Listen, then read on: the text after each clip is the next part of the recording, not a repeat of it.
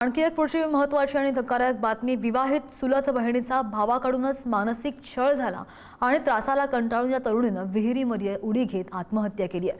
नांदेडच्या अर्धापूर तालुक्यामध्ये नात्याला काळीमा फासणारी एक घटना उघडकीस आली।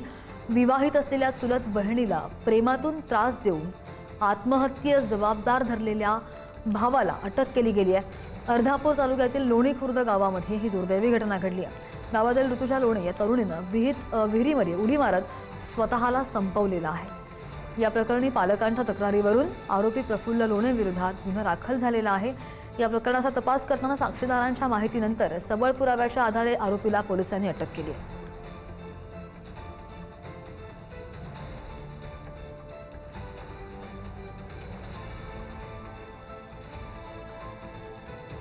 या संदर्भात आणखी जाणून घेणार आमचे प्रतिनिधी राजीव गिरी आपल्या सोबत आहेत। राजीव, घरातल्या घरात ही भांडणं होतात, हे वाद होतात आणि एखाद्याचा जीव जातो, काय नेमकं झालं?